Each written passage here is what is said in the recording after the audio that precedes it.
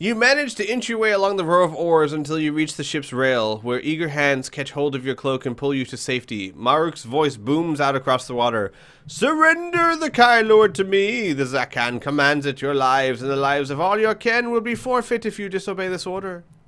The crew stare at each other in sorrow and dismay. They know that the Maruk's words are no idle threat. You cannot expect these men to sacrifice their families for you. Yes, you can! So you must quickly decide on an alternative plan. Do you wish to surrender or dive overboard? To attempt to escape? Yes. Yes, please. Will do. You hit the water and swim submerged until the pain of your lungs forces you to surface. Sharnazim are running in every direction, trying to surround the key and prevent your escape. Gulping another breath, you dive again and swim towards the cluster of small boats less than 50 yards away. Through the clear blue water, it is easy to see the rubbish that litters the bed of the harbor. Mementos of all the merchant ships that have docked at the quayside clung to one old anchor is a strange jelly-like blob. Ooh. A mass of short tubes stick out from all its sides, and a long hook-like scoop hangs beneath its rubbery body. Without warning, the blob suddenly jets towards you, propelled by water from its massive breathing tubes. It is a blood lung, and it is hungry for your flesh. However, you have animal kinship. So I could be like, blah, blah, blah, blah, blah. It'll be like blah, blah, blah, blah. And you're like, blah, blah, blue. And it's like, oh. You use your Kai discipline to force the creature away. The blood lug changes direction and jets towards a squid that has taken refuge in a large copper urn. Piph, you dick. That squid did nothing to you. That is not a rat. I don't even care. It did nothing to you. You continue swimming, but keep a watchful eye on the blood lug as it engulfs and devours the helpless squid. You surface beside a covered skiff. Anxious to avoid the scavengers in the waters of Barakish Harbor, you haul yourself aboard and hide beneath the boat's canopy of woven rushes. You are breathless from your swim, but you dare not make a sound. Maruk's men are everywhere, racing along the harbor walls. Your eyes searching the water for any sign of you. Oh, their eyes searching the water for any sign of you. If you are to escape, you must think of something to divert their attention. If you have the high discipline of mind over matter, which you do. Oh, man. I'm going to make a plastic bag float around and just distract them for a while. You should get used to, in this book, it's funny, because in this book, you should get used to, if you have the discipline of blank, you just say yes. The next book, not so much. Okay. You're going to go from having all but one to none but three. Okay. As you stare out across the harbor, you notice a large white domed warehouse near the water's edge. A platform on the upper floor overhangs a merchant dhow moored at a quay below. On this platform are several earthenware tons, huge spice containers designed for the trading emporiums of Ragadorn. You focus your attention on one of these tons and concentrate all your Kai skills into making it move. Sweat pours down your face from the strain, but you soon hear a distant crash that confirms your success. The ton has fallen and shattered on the deck of the dhow. You know, it'd be funny. Oh. You don't have any mind over matter. It just was coincidence. My sixth sense is telling me that I succeeded. Done. Maruk orders his black-clad troops to search the area, threatening them with death if they allow you to escape. You bite your lip and wait for a chance to run.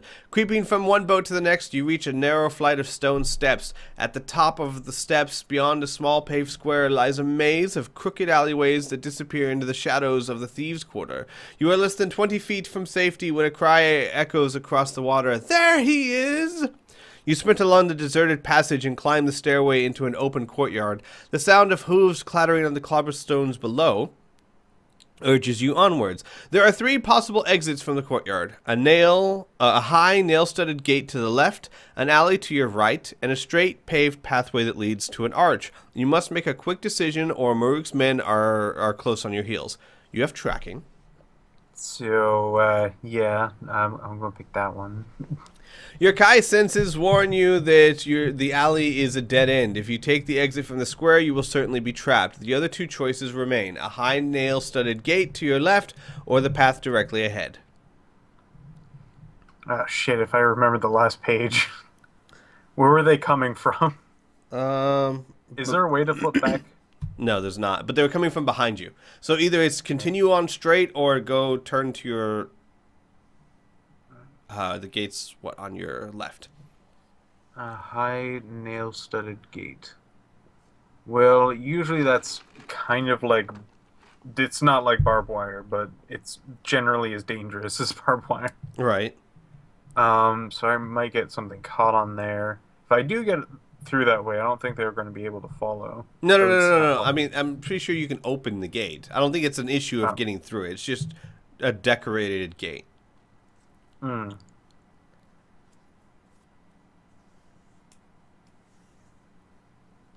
Decorated gate or a path. Well, hopefully... Okay, so it says that the other two paths are generally not dead ends. Right.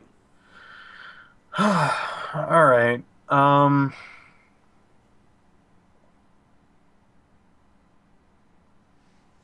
don't like doors. That's true. You don't So like I'm doors. going to take the path. A gate is kind of like a door. You enter a wide street where vendors compete for space for their stalls beneath the overhanging balconies. The market is crowded with people. They each wear a black sash as a mark of respect for their dead Zakan. But here, unlike most of Bakesh, business continues as normal. You pass a stall festooned with black sashes, each costing 2 gold crowns. If you wish to buy a sash, pay the vendor and mark it on your action chart as a special item you will wear over your tunic. Do you want to? Yes, please. I would like to blend in. You hurry away from the stall and dodge into a narrow passage lined with eating houses and small taverns. Here the smell of food is mingled with the odor of stale wine, and the air is alive with chatter and gossip. Your attention is drawn to a notice freshly posted on the tavern wall. The bolded headline reads, "The Zakan is dead! Long live the Zakan!" Wait, maybe the Zakan is like that guy you killed that got back up. If you wish to stop and read the poster, or do you wish to continue along the passage? Well, it looks like propaganda, so I can already kind of surmise what that is, so I think I can continue on the passage. Got it. Excuse me. Sorry. The passage ends at a 3-line plaza. You must find somewhere to hide. Your fair skin and kai cloak and tunic make you stand out in the city crowd. To your left is a small dwelling with a curious wooden sign hanging above the door, carved in the shape of a fish. To your right is a tavern. The sign above the tavern door seems oddly appropriate. The Hunting Lord. If you possess the Kai discipline of healing, which you do... I don't understand that. Okay. You'll see.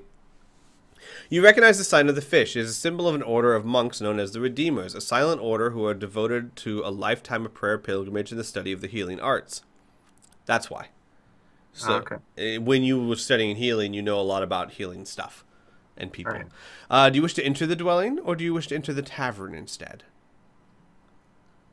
Well, if it's monks and usually a silent order, I think I might be better if I would like to either hide or just avoid without being told where I am. Silent people are usually a pretty good way to... You think? That is true. I've noticed that. Yeah. So let's do that. The house smells strongly of burnt... Why did that say cheese for a second? I swear to God, I read cheese. What are these monks eating?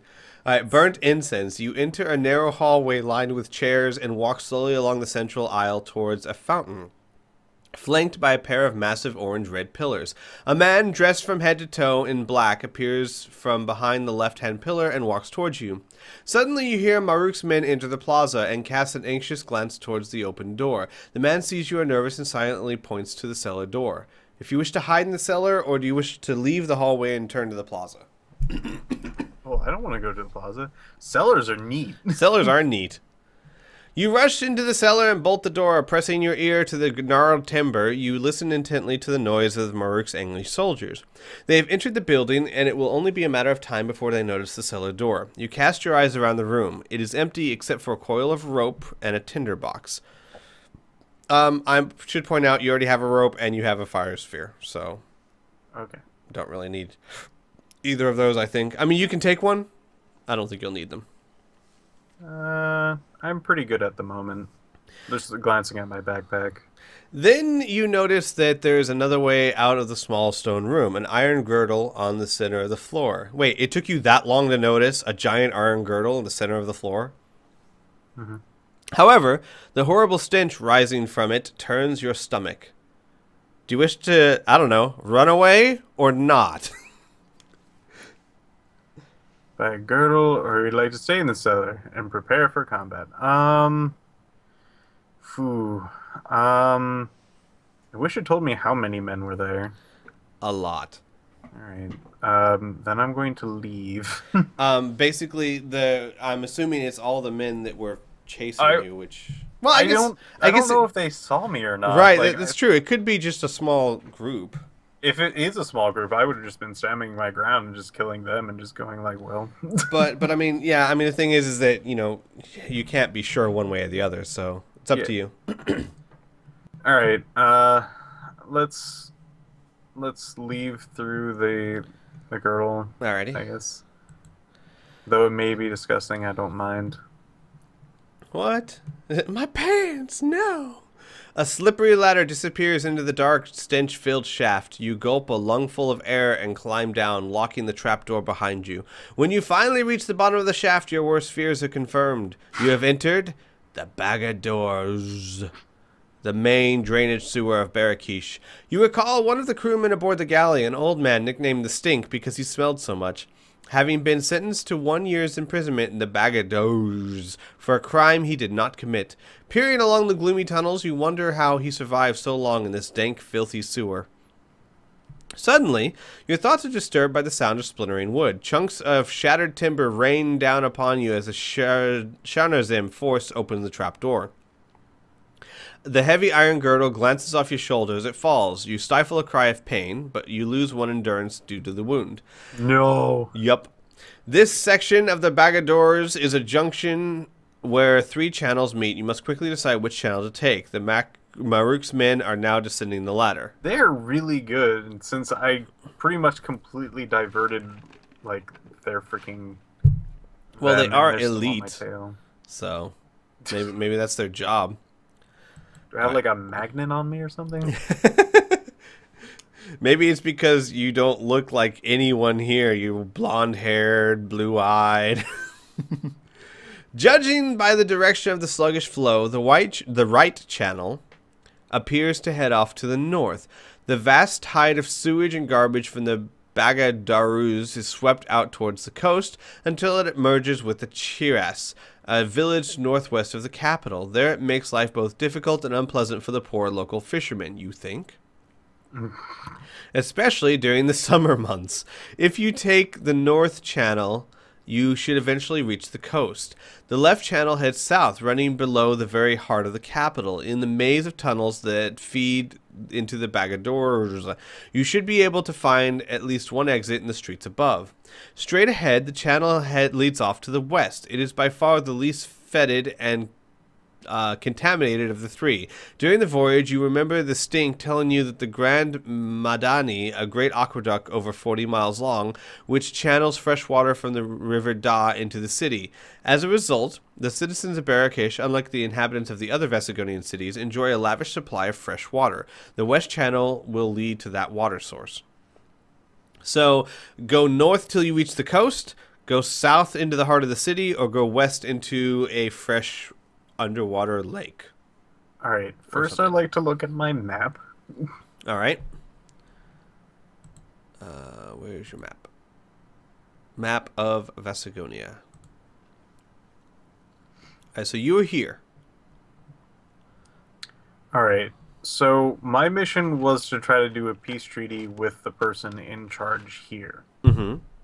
He's now currently dead, or Yes. at least seen dead. Yes. And the other person is Not happy with you. generally very aggressive and likes to kill people. Right. So right now I generally don't have a mission. That's true. So it's not something I can really, like, I need to go here or need to do this. Or I need to sign this treaty. I'ma do it. Right. No, I'm with you. I think your mission has You've already failed. Good job, by the way. I Yay. think your goal should probably be escape. So I can go north, which is basically back to where I was, where all those people were that were trying to get me. No, actually, no. It will take you out beyond the city to down the river to the shore. So it will actually lead you out of the city before you resurface. It's not going to take you back to the docks. Okay. Good. Because it said that it basically flows into a river that goes through a village, so it's not a harbor. I thought that was the other place. No, you know what? This one right here, Chiaris. Yeah. So the one that goes north is going to take you to here. Oh, I thought that was the other one. No, the other one goes back into the heart of the city, and the third one goes to an aqueduct. Is also this way? No. Well, so here's the weird thing. lake. Chiaris is the village that the northern route makes unpleasant. Yeah. But to the west is the aqueduct. So I'm guessing west is like this, and north is kind of northwestish. Let me see. Let's see. So it's either going into the heart of the city that I'm generally trying to avoid, which I'm going to say no to that one. A impoverished village, which they might. See, this is the problem with the other two choices.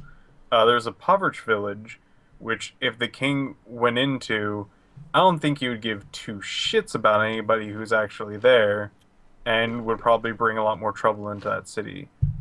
Or if I go into the lavish freshwater city, that's probably a little bit more highbrow, I don't think they would blink twice to actually give me up. All of that seems true. So there's not exactly a good option. I'm not going into the heart of the city. Mhm. That seems to be a terrible plan. Yes. And it's either towards a lake or poverty place.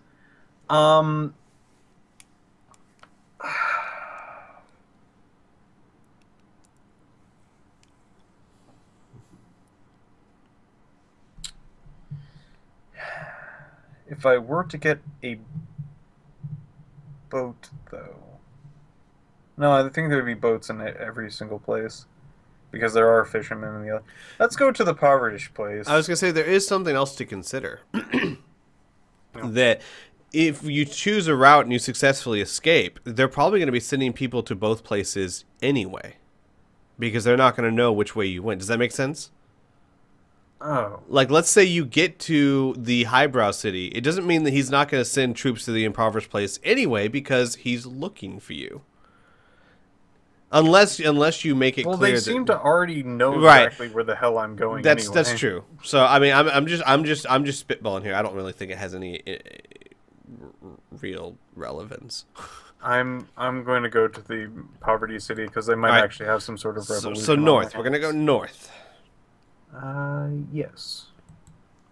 You wade into the water, thick with scum, and try not to breathe through your nose. The glutinous mire is clogged with green and black filth, and with your every movement, the surface cracks, releasing a vile gas. You cover your mouth. What do these people eat? That it's this bad. Look, I know, waste material, it's not pleasant, but dear God. You cover your mouth with your kai cloak. But the appalling stench makes you retch and choke. A loud splash behind you warns that the Maruk's men are not far away, and you quicken your step. At regular intervals, circular chutes disappear into the ceiling. Many are stained bright yellow, white, or reddish brown. This section of the Bagadarus passes beneath the linen quarters of Barakish, where the guild of linen weavers operate their fuller shops. The chutes dump waste dyes straight into the sewer, making the oily water even more garish in color. You spot a ripple in the water ahead. It moves nearer the wake of a submerged sewer creature. Instinctively, you flatten yourself against the dye-stained wall as you feel the movement of the water against your waist, and watch in fear and fascination as the ripple of water disappears into the tunnel. Suddenly, a fearful scream bursts out in the darkness. Maruk has lost one of his men. The terrible cries of the Sharanazim warrior chill your spine, but your instincts tell you to press on while you have the advantage. The channel soon reaches a junction where another tunnel heads off to the west. Do you wish to enter the new tunnel or continue northwards? Can I see the map again? Sure.